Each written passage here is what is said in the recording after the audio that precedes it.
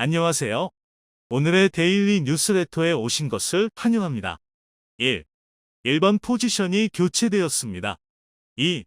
독일군은 한국을 상대로 참담하게 실패했습니다. 3. 실수에 연이어 실수. 한번 진실을 알아봅시다. 세계 2차 대전 연합군의 악몽티고 전차로 시작되었던 독일의 전차 신화가 막을 내린 듯합니다. 세계 최강의 전차로 이름 높던 레오파르트의 전차가 K2와의 경쟁에서 밀려나자 유럽세 일지를 위해 가격을 인하했다는 충격적인 소식이 들려왔습니다. 마치 구찌 옷을 동묘 시장에서 떨이로 파는 것을 발견한 기분이네요. 그만큼 독일에서 폴란드가 레오파르트의 대신 한국의 K2 전차를 선택한 일을 큰 충격으로 받아들인 것 같습니다. 그런데 독일의 굴욕이 여기서 끝이 아닐 것으로 보이는데요. 자주포의 종주국 영국에서 또 한 번 독일과 한국의 빅매치가 예정되어 전 세계 군수 관계자들의 시선이 집중되고 있습니다. 자세한 소식 알아보도록 하겠습니다. 지난 26일 폴란드와의 K2 흑표 전차 K9 자주포 수출을 위한 57억 6천만 달러, 약 7조 6천억 원 규모의 1차 이행 계약이 체결되었는데요. 이제 하늘이 뒤집혀도 한국의 장갑차는 폴란드로 향하게 될 것입니다. 또한 K2 전차를 즉각 전력화하기 위해 오는 10월 폴란드 전차병들이 한국에서 훈련을 받을 예정인데요. 마리우시 부아슈차크 국방장관은 장병들이 훈련에서 돌아오면 신규 전차들은 이미 폴란드 군에서 사용 가능한 상태일 것입니다.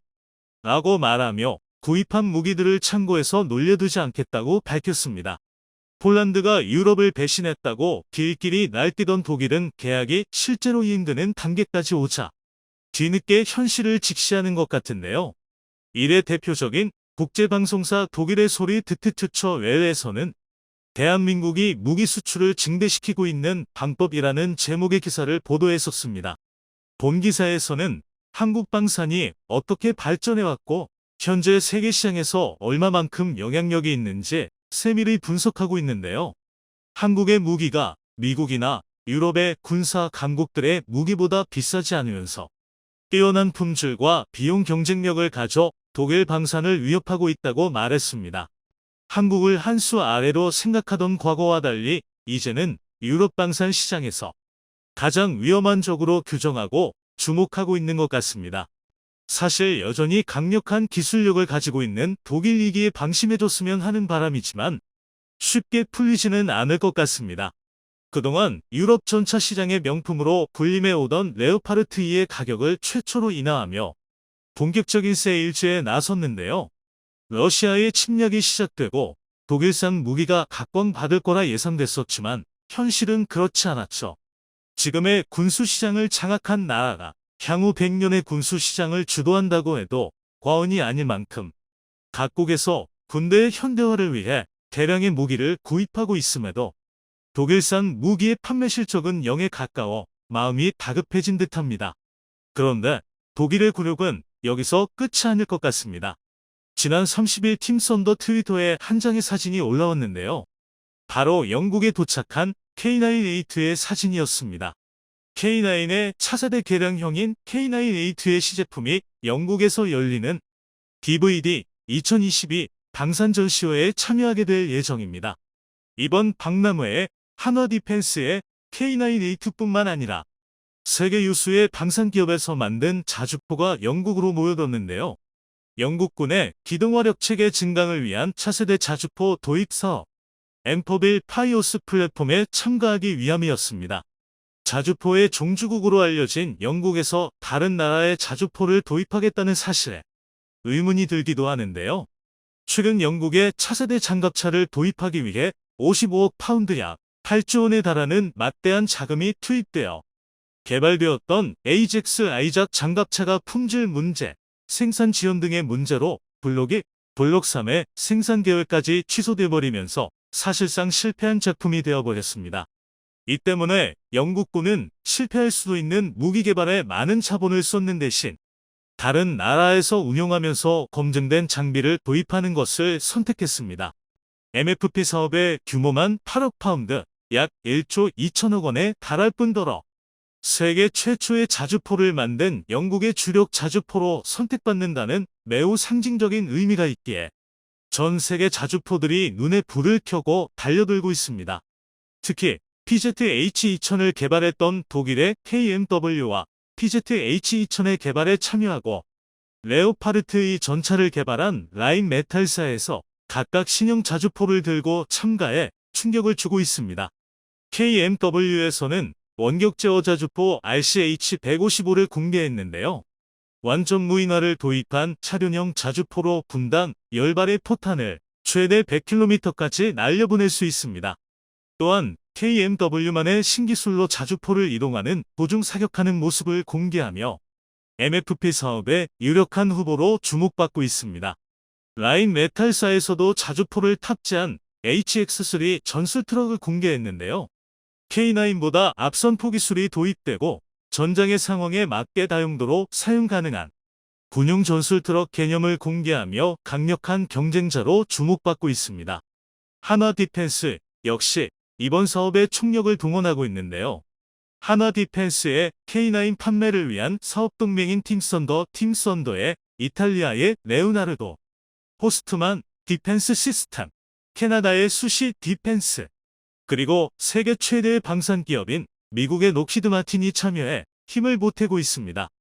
K9A2가 영국에 도착했다는 소식도 팀썬더의 트위터를 통해 가장 먼저 공개됐었습니다.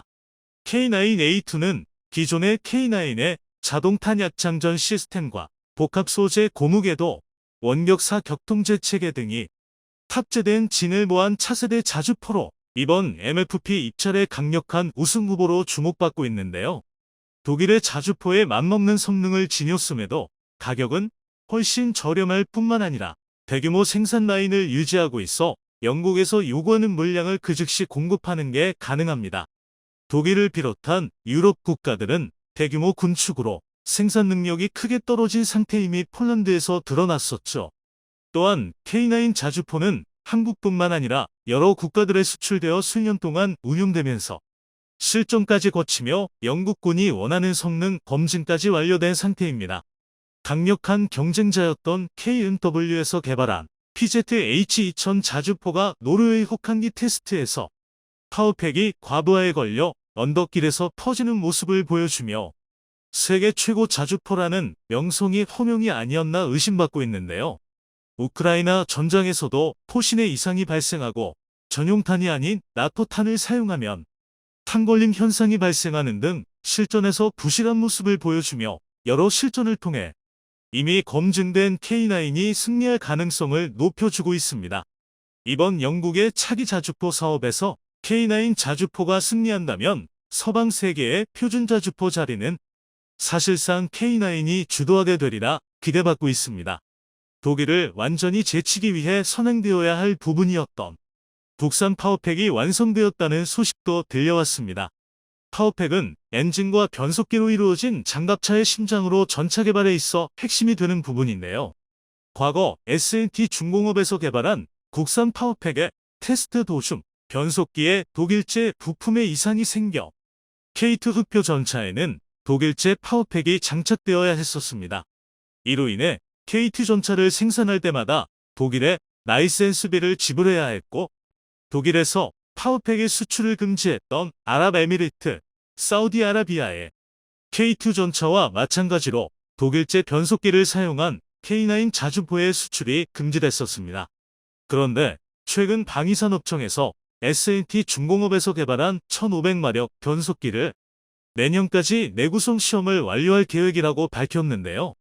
현재 1500마력급 파워팩의 엔진과 변속기의 개발에 모두 성공한 나라는 미국과 독일뿐입니다. 완전한 국산 파워팩의 개발에 성공하게 된다면 전차 종주국의 자리에 한국이 당당히 이름을 올릴 수 있을 것으로 기대받고 있습니다.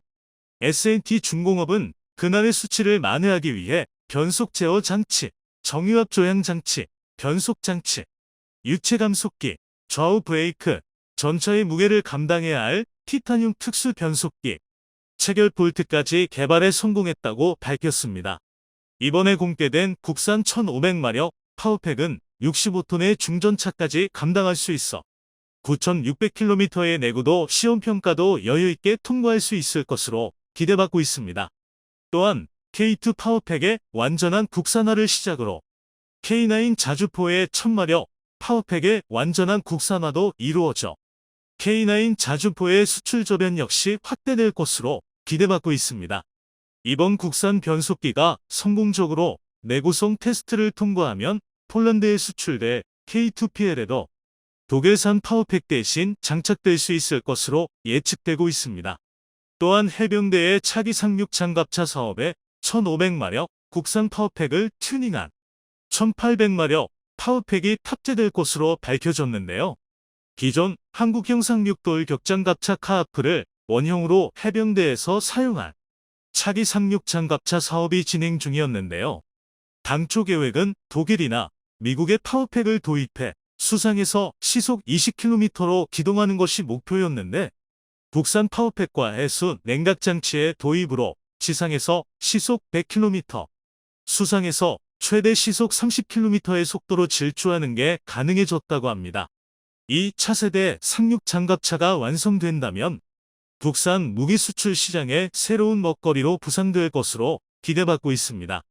한국만큼 장비의 내구성을 극한까지 시험받는 환경은 없기에 한국에서 개발된 장비는 세계적으로 그 내구도와 신뢰성을 인정받고 있습니다. 최근 육군에서 K2 전차를 동원한 대규모 초장거리 기동훈련을 실시하며 국산 장비의 내구성을 극한까지 시험했었는데요. 지난 30일 육군 제11 기동 4단 백호 대대의 궤도 장비 장거리 기동훈련이 시작되었습니다.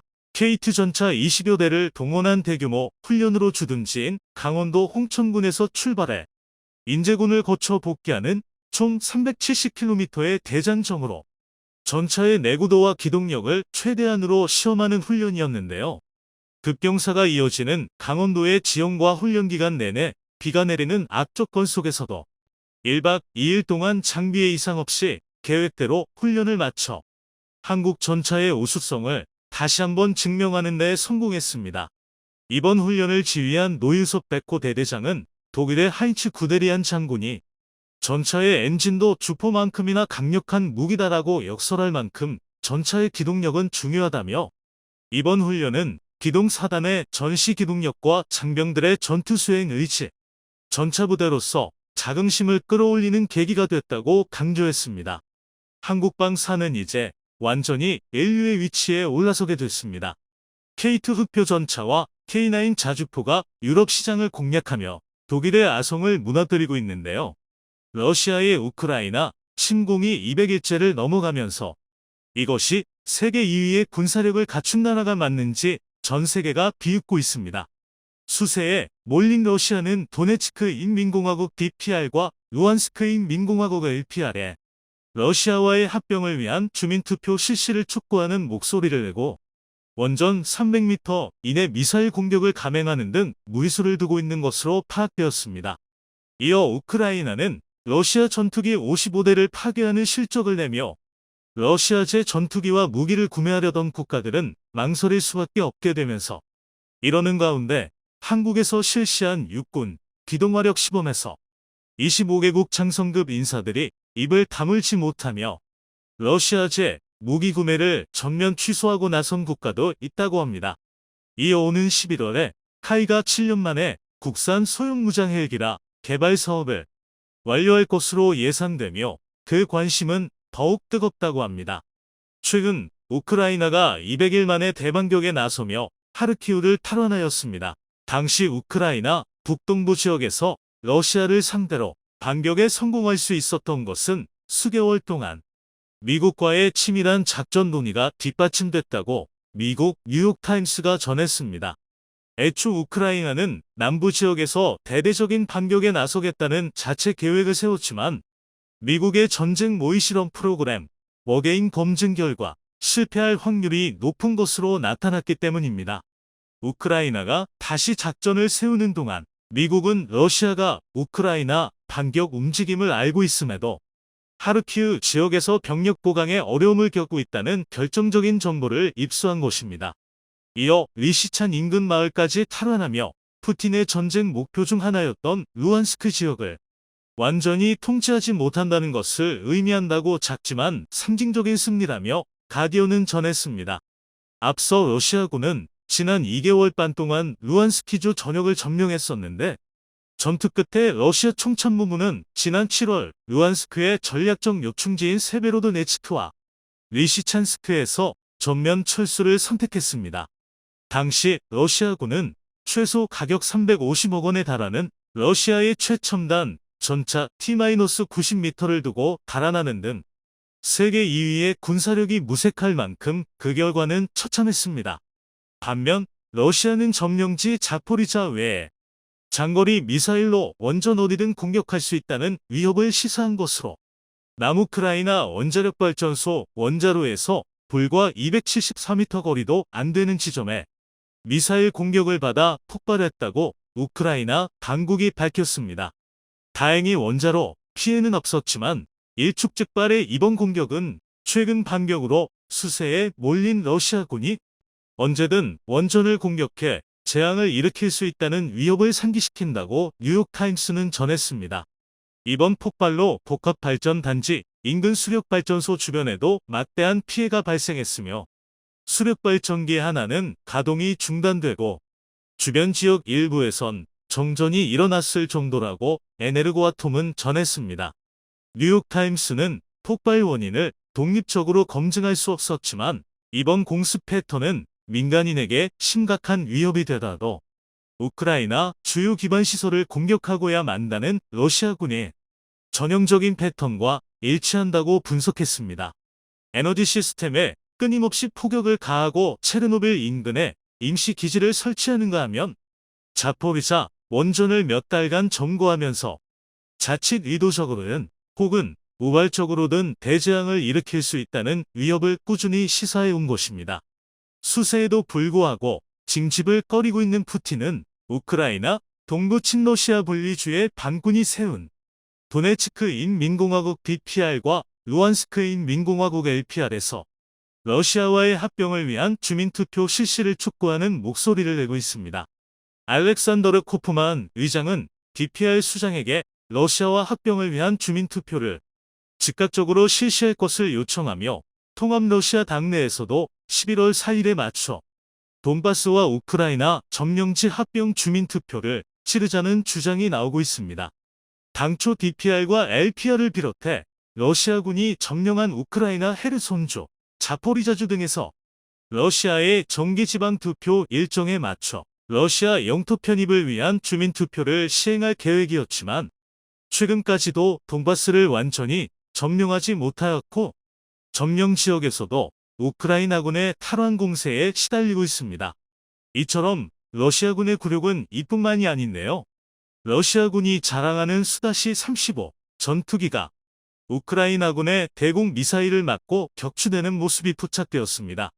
19일 미국 메릴랜드주 내셔널 하버에서 열린 항공우주 사이버 컨퍼런스에서 미 유럽 아프리카 공군 사령관인 제임스 해커 장군은 지난 2월 러시아의 침공 이후 우크라이나가 러시아산 구형 방공무기로 러시아 전투기를 격추했으며 이로 인해 러시아 지상군이 영토를 점령하고 지키는 데 필요한 공중 지원을 받지 못했다며 지금까지 러시아 전투기 55대를 격추하며 대부분 전문가들의 예상과 달리 전쟁 초기에 신속하게 제공권을 장악하지 못했으며 이 때문에 우크라이나는 공군 전력 대부분을 보존할 수 있었다고 전하고 있습니다. 우크라이나군에 노획되었던 최첨단 전차 T-90m가 멈춰선 이유가 다름 아닌 지뢰를 밟아서였다는 사실이 알려지며 러시아 무기의 품질과 위력에 대한 신뢰가 곤두박질치고 있습니다. 러시아 무기의 큰손 중 하나인 베트남과 동남아시아의 여러 국가들이 대규모 주문 취소에 나서는 등 무기 분야에서 탈러시아를 서두르고 있습니다. 개전 초부터 지금까지 시각적으로 확인된 러시아군 손실을 추적 기록하고 있는 오릭스에 따르면 러시아는 19일 기준 6,201회의 손실을 입었습니다. 고중 탱크는 1,155대, 장갑차 761대, 보병 전투 차량 1,280대, 자주포 206문, 다연장 로켓포 109문, 전투기 56대, 헬리콥터 49대 등 일일이 열거하기에도 힘든 숫자입니다. 러시아의 또 다른 자랑거리인 포병화력의 중심에 있던 엠스터에스 무스타에스 자주포는 튀르키예에서 만든 바이락타르 TB2 드론에 의해 완파되기 일쑤였습니다.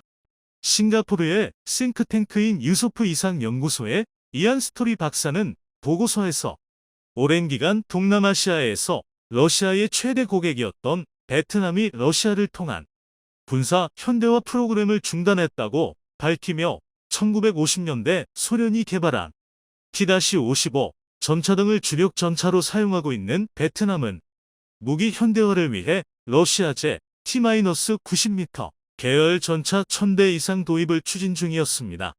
또한 야크다시-130 야크다시-130 전투훈련기 12대의 공급 계약을 체결하고 수다시-30 전투기 도입도 고려하고 있었는데요. 베트남은 러시아와 20에서 30년 동안 관계를 맺어왔기 때문에 곧바로 다른 나라에서 무기를 구입할 수는 없다면서도 베트남과 역사적 연관성이 있는 프랑스나 영국 등 유럽 국가들이 자국 무기 판매를 열망하고 있다고 분석했습니다. 실제로 스톡홀름 국제평화연구소의 최근 연구에 따르면 2012년부터 10년 사이 러시아의 베트남에 대한 무기 수출은 71%나 감소한 사실이 드러났습니다.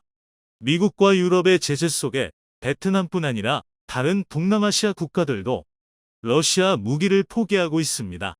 지난달 필리핀은 러시아 미-17 헬기 16대에 대한 2억 2,770만 달러 규모의 계약을 파기한 사실을 확인했고 또 수-35 구매에 관심을 보이다가 지난해 11대를 구매하겠다고 발표했던 인도네시아도 프랑스 라팔과 미국 F-15EX 전투기로 선회하였습니다. 심지어 세계 최대 러시아 무기 구매 국가인 인도까지도 지난 4월 러시아 군용 헬기 48대를 구매하려 다가 돌연 구매를 취소하기로 결정한 바 있습니다. 이런 가운데 20일 경기도 포천 승진과학화훈련장에서 대한민국 방위산업 전시회 사전행사로 육군의 기동화력 훈련 시범이 있었는데 박정환 육군참모 총장 주관으로 열린 이 행사에는 해외 25개국 장성급 인사를 비롯해 국방관료, 방위산업 관계자, 주한대사, 국방무관 등 1,800여 명이 참석했습니다. 시범에는 우리 군의 주력 전차인 K2 흑표 전차가 등장해 그 위력을 뽐냈고 K239 천무다연장 로켓포와 땅에선 비호 자주대공포, 하늘에선 아파치 공격 헬기가 막강한 화력을 자랑하는 등 총 21종 114대 육군 주요 전력과 병력 600여 명이 투입되어 역대급 대규모 기동화력 시범을 선보이며 특히 유무인 복합 전투체계를 적용한 대규모 기동화력 시범을 선보인 것은 이번이 처음이라고 밝혔습니다. 이 훈련 시범에서 장성급 인사 25명은 한국 육군의 완벽한 기동에 입을 다물지 못하며 감탄을 토하고 방위산업 관계자들은 한국 방산산업에 더욱 관심을 드러냈습니다. 이어 카이는 오는 11월 7년 만에 국산 소형 무장 헬기라 개발 사업을 완료할 것으로 예상되며 이 경우 한국은 세계 7번째 공격 헬기 보유국이 됩니다. 하지만 카이는 이에 머무르지 않고 라 개발 성공과 동시에 소형 무장 헬기라를 개조한 특수작전용 신속 대응 헬기 등 세 가지 형태의 다목적 소형 헬기로 개발에 나설 계획으로 밝혀졌습니다. 루는 지휘 통제 등 항공 지원 작전 수행을 위한 다목적 항공기 필요성에 따라 개발되며 라는 후방석 탑승 인원 제한 등의 한계를 극복하고 다양한 작전 수행과 특수 전작전 수행 등 다양한 작전 운용 개념에 적용할 수 있도록 세 가지 옵션이 개발될 예정입니다. 먼저 AGM-114 헬파이어 미사일과 같은 공대지 미사일을 장착하는 등 무장이 강화되고 20mm 터렛권을 제거하는 대신 왼쪽에 12.7mm 또는 7.62mm 게틀링건을 장착하고 오른쪽에는 AGM 계열 공대지 미사일 등 유도 로켓 운용이 가능하도록 개선됩니다. 구체적인 운용 개념에 따라 순수한 다목적 헬기, 특수작전 신속대응기, 유무인 합동작전 개념을 포함한 정찰기를 운용하는 방안 등 세 가지 옵션이 검토되고 있습니다.